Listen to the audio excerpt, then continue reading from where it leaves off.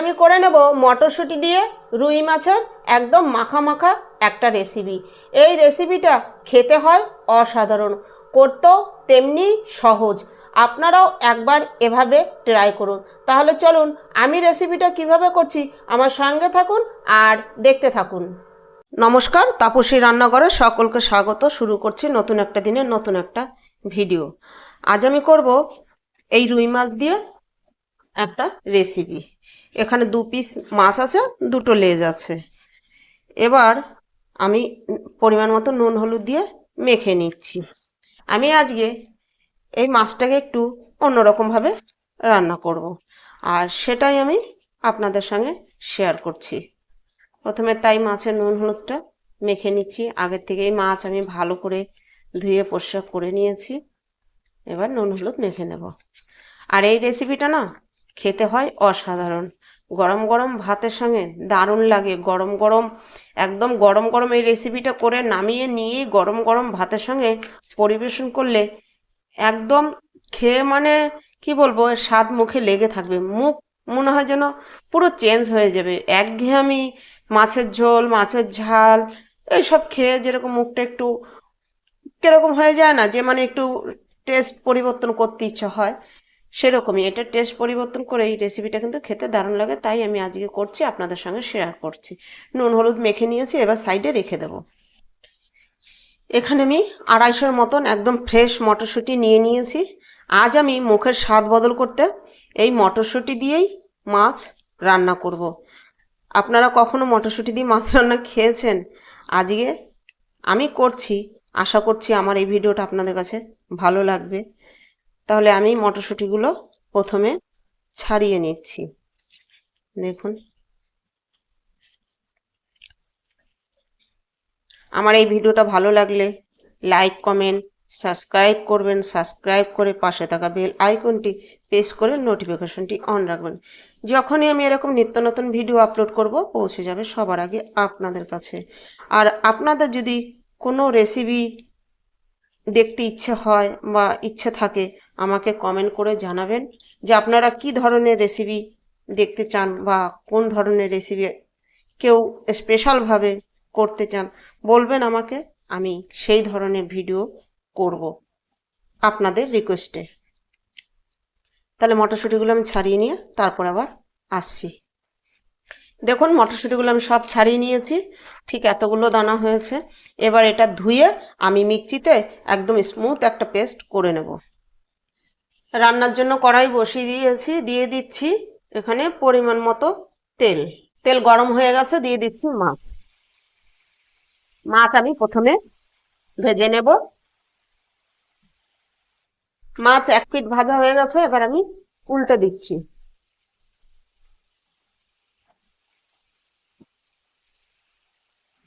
দেখুন, আমি ঠিক উল্টে দিয়ে এই একইভাবে এরকম লাল লাল করে ভেজে নেব। মাছ ভাজা আমার হয়ে গেছে, আমি এবার তুলে নিচ্ছি। দেখুন, ঠিক আমি এরকম করে মাছগুলো ভেজেছি। মাছ ভাজা তেলের মধ্যে আমি দিয়ে দিচ্ছি 2টো তেজপাতা আর দিয়ে দিচ্ছি 1/2 চা চামচ গোটা জিরে। এবার এই ফোড়নটা কয়েক সেকেন্ড আমি নেড়ে নেব, ফোড়নটা হয়ে আসা পর্যন্ত। এবার এই ফোড়নের মধ্যে আমি দিয়ে দেব এখানে 1 চা চামচ কাঁচা লঙ্কার পেস্ট আছে, পেস্ট আমি একটু জল দিয়ে গুলে রেখেছি যেন মশলাটা দিলে পুড়ে না যায়, তার জন্য ঝালের জন্য আমি কাঁচা লঙ্কাটাই ব্যবহার করছি। এবার দিয়ে দিচ্ছি 1 চা চামচ আদা বাটা।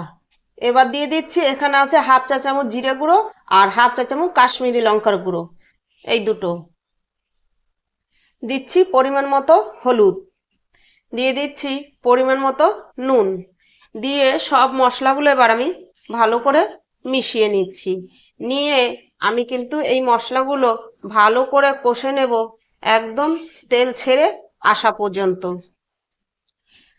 এটা দিতে ভুলেই গিয়েছিলাম, দিয়ে দিচ্ছি 1/2 চা চামচ রসুন বাটা।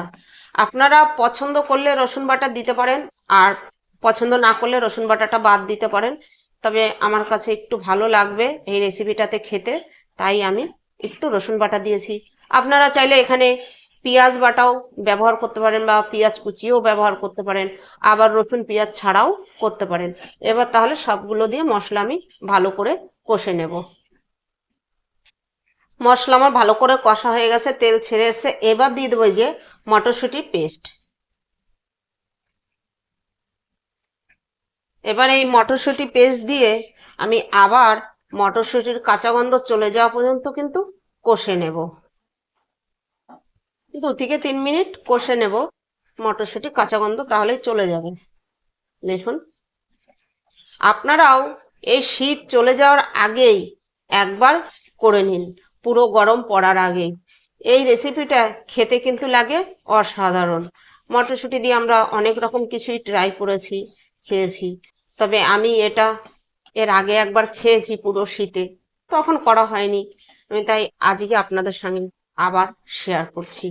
এটা গরম গরম ভাতের সঙ্গে জাস্ট জমে যায়, জমে যায়। আপনারা একবার করে খেয়ে দেখুন, আর আমাকেও কমেন্ট করে জানাবেন যে সত্যি কিরকম লেগেছে। তাহলে আমি আরো 2 থেকে 3 মিনিট কষে নিচ্ছি। মটরশুঁটি পেস্ট দিয়ে আমি ভালো করে কষে নিয়েছি। দেখুন তেল ছাড়তে শুরু করেছে। এবার দিয়ে দিচ্ছি ভেজে রাখা মাছগুলো। এই মাছগুলো দিয়ে এবার এর সঙ্গে আমি ভালো করে এপিট ওপিট করে একটু মিশিয়ে নিচ্ছি। আমি ঝোলের উপরও দিতে পারতাম, তবে এইভাবে মিশিয়ে নিলে ভালোই হবে, কারণ এটাতে তো বেশি ঝোল দেব না, একদম গ্রেভি গ্রেভি করব। সেই জন্য আগে থেকে একটু মাছের সঙ্গে ভালো করে মিশিয়ে নিই, তারপরে আমি ঝোলটা দিয়ে দেবো। দেখুন মিশিয়ে নিয়েছি। এবার এখানে দিয়ে দিচ্ছি আমি ঝোল। খুব বেশি দেব না, ঠিক এই পরিমাণ দিয়েছি। আমি যেরকম মাছ নিয়েছি আর যতটা পরিমাণ সব মশলা মটরশুঁটি দিয়ে হয়েছে সেই পরিমাণ হিসাব করে আমি নিয়েছি। এবার আবার ভালো করে একটু ঝোলের সঙ্গে মিশিয়ে নিচ্ছি। নিয়ে এবার আঁচ আমি মাঝারি করে দিয়ে ফুটিয়ে নেব। আমি 2 মিনিট ফুটিয়ে নিয়েছি। এবার দেখুন একটা মাঝারি সাইজের টমেটো এরকম 4 ফালি করে রেখেছি, এই টমেটোটা দিয়ে দিচ্ছি।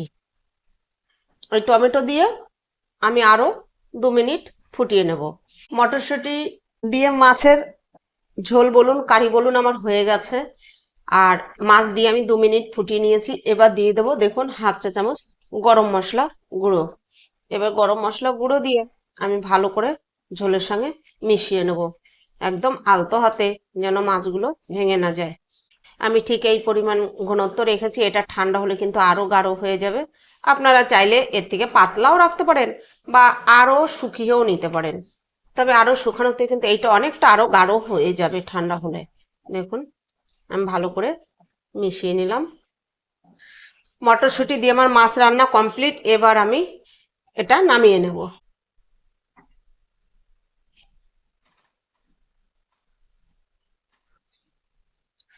দেখুন আমি একটা প্লেটে সার্ভ করে নিয়েছি। টমেটোগুলো কিন্তু আমি একদম গলিয়ে ফেলিনি, একটু শক্ত রেখেছি।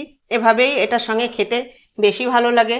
আপনারাও একবার ট্রাই করুন, আপনারা খেয়ে বুঝতে পারবেন যে এটা কতটা টেস্টি হয়।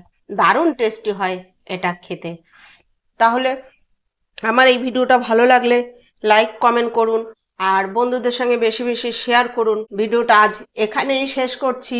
ফিরে আসব নতুন একটা দিনে নতুন একটা ভিডিও নিয়ে।